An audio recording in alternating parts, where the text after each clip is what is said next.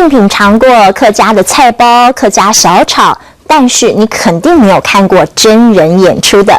今天感动时刻，我们要带您到苗栗建功国小，好好上一上这一堂舞蹈课。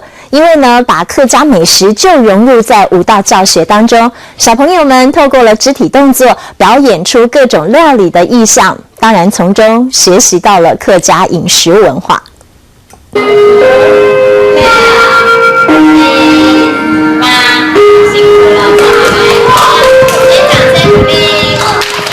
1、2、3、4。小朋友们分组，卖力摆出各种舞蹈动作。您猜一猜，他们表演的是哪一种客家美食呢？这么好猜啊！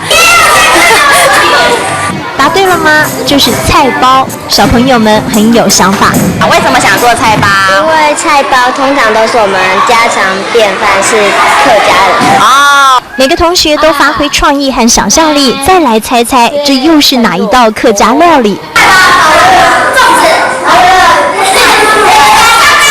小朋友七嘴八舌抢答，呈现的是客家发糕。同学们不但会表演，还懂得典故呢。因为发糕是客家人最具有代表性的食物，最具有代表性的食物。苗栗建功国小的这一堂舞蹈课很不一样，研发这种创新教学的老师就是他，温丽蓉。温丽蓉在苗栗建功国小担任舞蹈老师，从事教职工作13年的资历。99年，他发表的硕士论文就是研究把客家文化融入舞蹈教学。从食物来着手的话，因为民以食为天嘛，然后食衣住行来讲话，食就是放在最前面一个，对，所以我想说从这个方面来做一个延伸。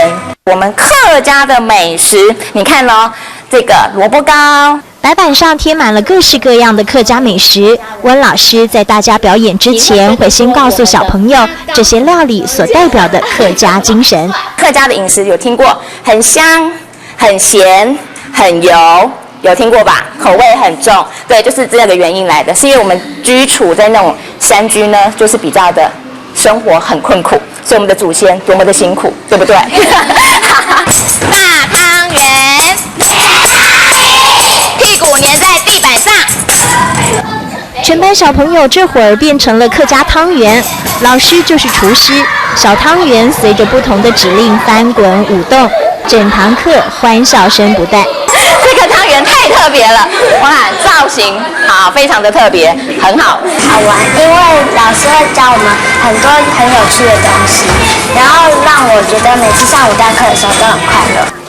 温丽蓉生动活泼的教学和同学们互动热络，经过潜移默化、教育传承，每个学生都成了小小种子，客家文化将在他们的心里发芽茁壮。